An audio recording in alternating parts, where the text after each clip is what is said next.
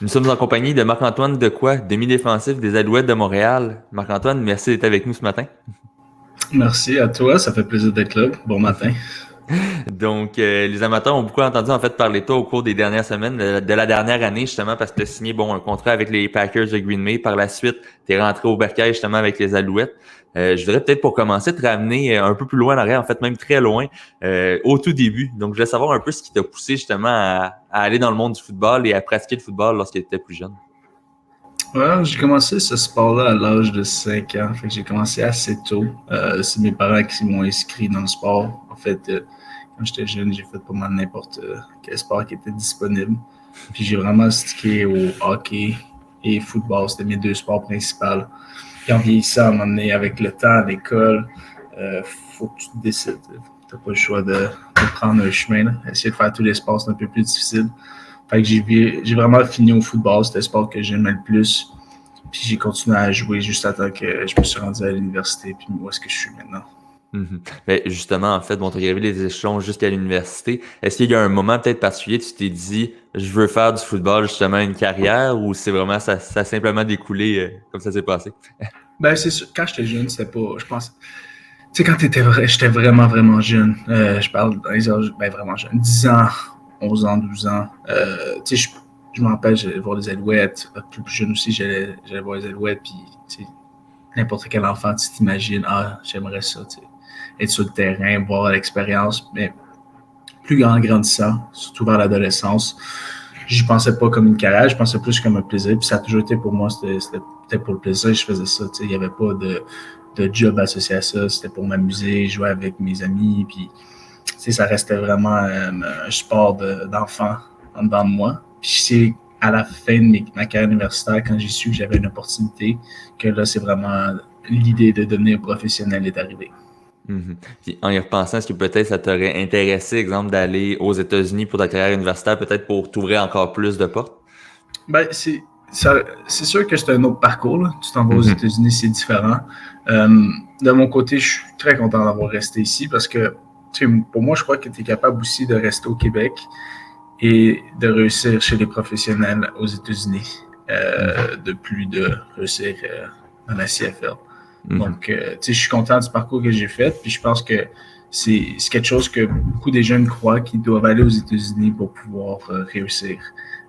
Surtout maintenant, je vois beaucoup de jeunes qui vont dans des prep schools, que c'est rendu comme si c'était le seul parcours que tu peux avoir, mais qu'est-ce qu'on oublie, c'est que le football est en santé au Québec, puis qu'il y a beaucoup de bons joueurs qui sont là. C'est juste beaucoup de ce talent-là qui s'en va aux États-Unis. Donc, c'est quand même autant faisable, mais tu as des difficultés définitivement. C'est pas la même game que quand tu as un regard direct dans la ligue, que c'est pas le même système, c'est pas le même down and distance, c'est des règles complètement différentes. Puis, je sais pas ma carrière serait où si je serais aux États-Unis, mais rendu là, moi, je suis bien content d'avoir resté ici. J'étais à la maison. Mais justement, en fait, par la suite, on en parlait tantôt, tu as eu la chance justement de signer un contrat avec les Packers. Tu as beaucoup impressionné justement au test physique. Par la suite, tu as signé ton contrat. Peut-être m'expliquer un peu comment ça s'est déroulé, si on veut, tout ce processus-là. As-tu peut-être même été un peu surpris d'avoir ta chance avec eux? Ben, c'est sûr que moi, j'attendais juste à avoir un pro day. Je savais qu'est-ce que j'étais capable de faire. Puis pour les Américains, surtout pour la Ligue américaine, les temps, c'est une des affaires les plus importantes pour eux. Ils regardent beaucoup, pas que ton talent de football n'est pas important, évidemment, ça, c'est ça qui va définir si c'est un jour ou non, mais les autres ont beaucoup d'importance sur 40 verges, tout ce qui est tests physiques. Donc, je savais qu'il fallait juste que j'aie un look, mais le problème, c'est quand je suis rentré dans le processus, il n'y a aucune équipe qui me connaissait. Fait que c'était ça le gros défi.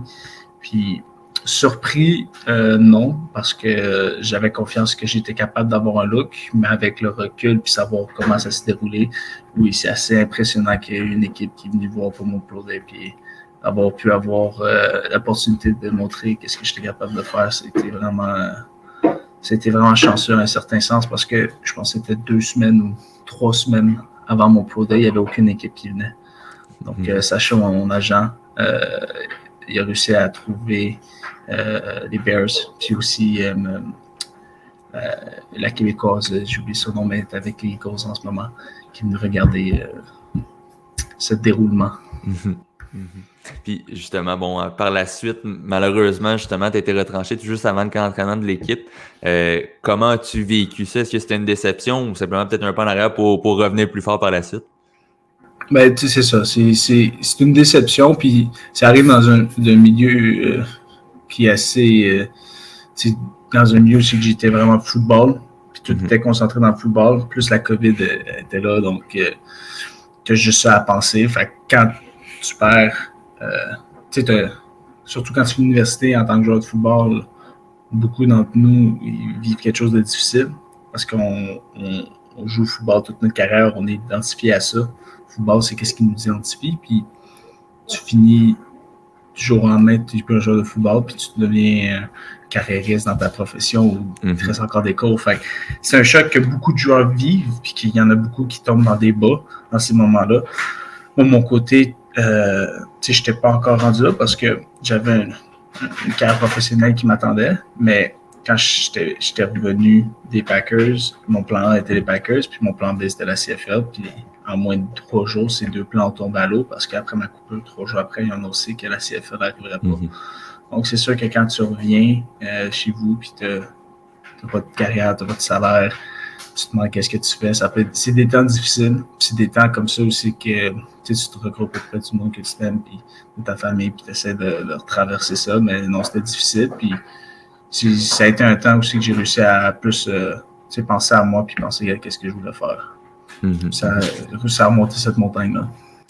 Puis tu parles justement bon, que souvent, exemple, après une carrière de football, bon, les joueurs retournent sur les bancs d'école. De ton côté, je pense que c'est un peu ce qui t'a fait justement durant la pandémie, d'en as profité pour poursuivre tes études. Ouais, exact. Je retourne à l'école, j'essaie de finir mon bac. Il me reste, je pense, 2 sessions que j'ai terminé. Donc, on trouve, malgré que c'est difficile, on retrouve les moyens de retourner à l'école et de terminer ça. Et justement, en fait, bon, là, à tout le moins, on va avoir une saison cette année, justement, de la Ligue canadienne de football. Donc, tu vas être avec les Alouettes, tu vas faire tes débuts avec l'équipe. J'imagine, tu dois commencer à avoir hâte de retourner sur le terrain de football, mais pour jouer des matchs compétitifs avec un vrai enjeu aussi. Là. Ah ouais, définitivement. C'est pas la même chose, pratiquer puis jouer une vraie game. Peu importe si tu veux pratiquer à 100%, si tu peux pas plaquer du monde, tu peux pas amener du monde au sol.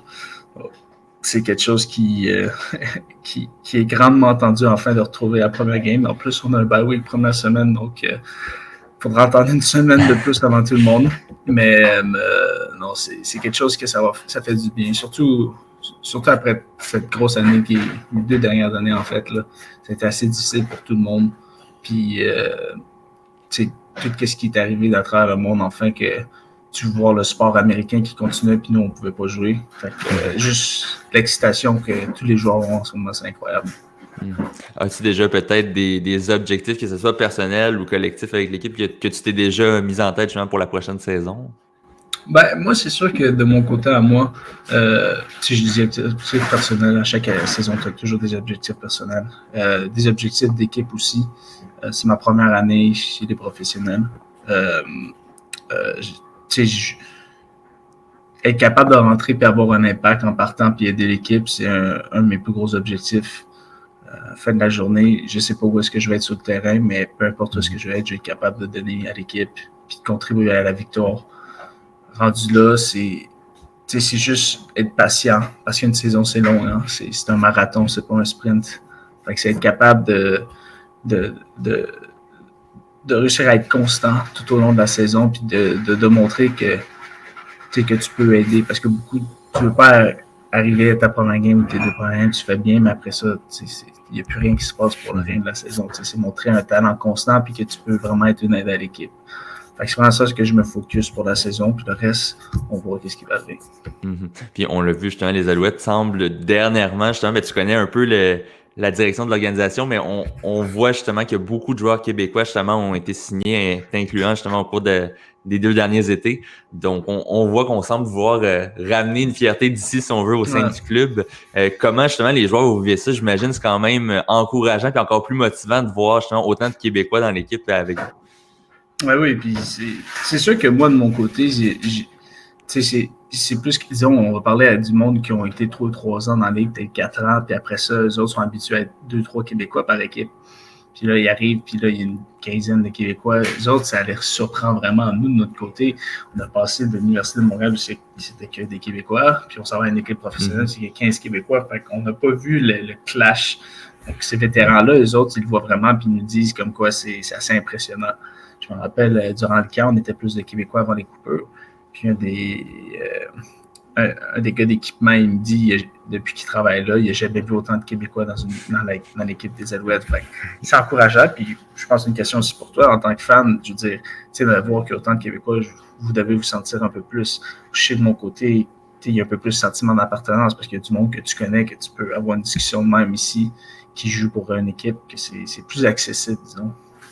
Je pense que c'est un sentiment que les fans ils peuvent avoir parce que je peux me mettre à leur place quand j'étais jeune, tu sais, Étienne Boulay, Mathieu Proulx, c'est des gars aussi que je voyais, puis que, alors, il n'y avait pas les réseaux sociaux, mais il y avait des camps Alouettes, puis tu pouvais aller leur parler, puis tu peux avoir une relation avec eux autres. Fait que c'est des affaires comme ça que ça donne un sentiment d'appartenance aux fans à cette équipe-là, puis que ça sent que c'est vraiment une équipe d'ici.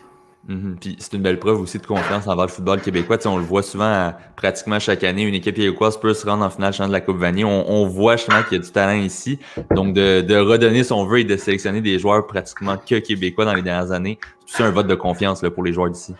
Oui, définitivement. Puis à la fin de la journée, tu veux des meilleurs joueurs sur le terrain. Fait c'est pas juste signer des Québécois, c'est signer des joueurs talentueux, mais la mentalité que Danny Machocha, le directeur général, a, c'est à talent égal entre un Ontarien ou un Québécois. À talent égal, tu prends un Québécois, quelqu'un qui vient d'ici, dépendamment des positions, puis après ça, il y a d'autres choses à regarder, mais c'est juste une mentalité où c'est qu'il y a une fierté d'avoir des talents locaux, comme si on peut regarder au soccer ou on peut regarder au hockey, les joueurs locaux, les joueurs d'ici, ça fait beaucoup parler, puis ça encourage beaucoup plus les fans à venir voir les games. Et justement, on en parlait un petit peu tantôt du fait que certains vont peut-être privilégier le parcours américain plutôt que canadien justement pour l'université.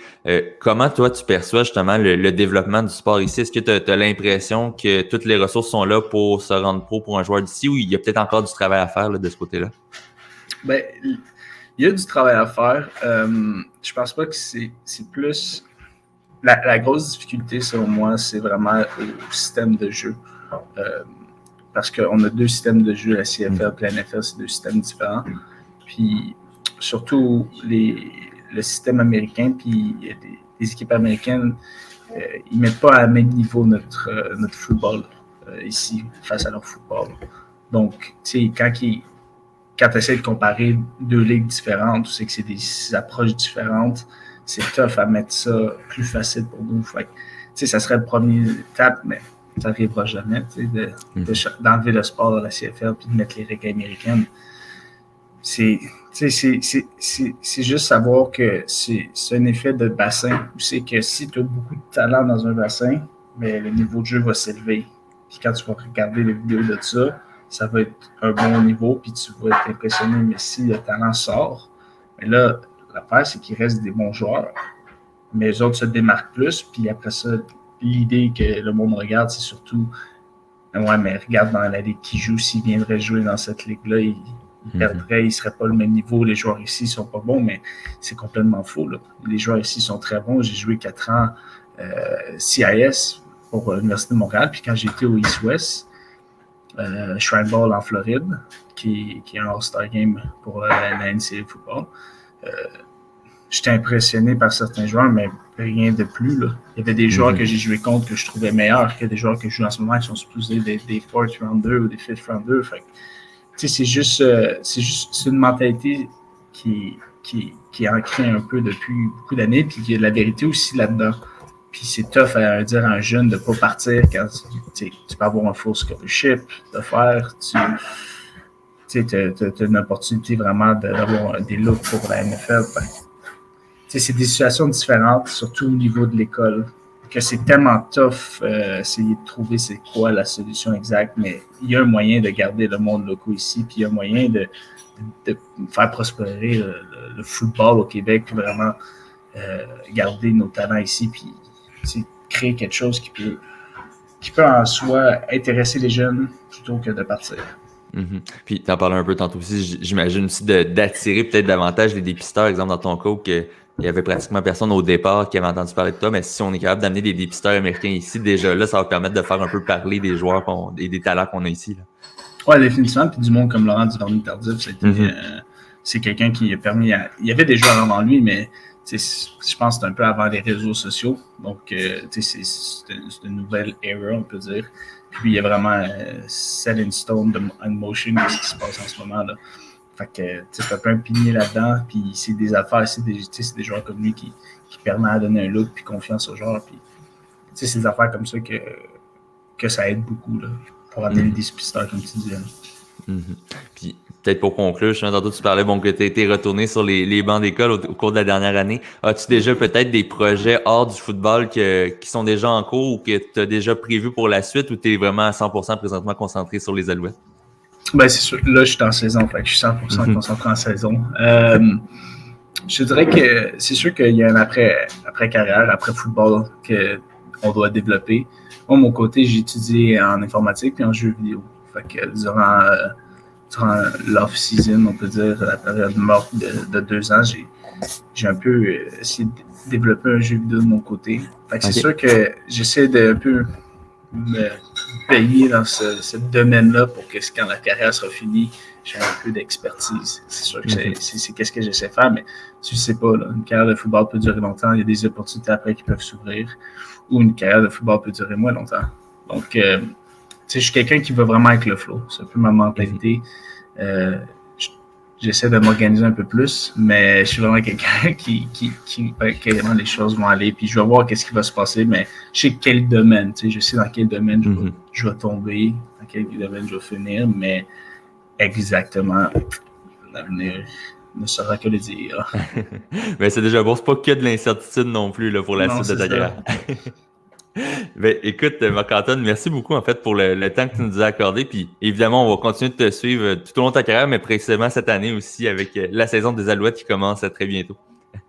Ah ben, parfait, mais merci un gros à toi. Puis félicitations pour le podcast. J'étais voir, c'est très sharp.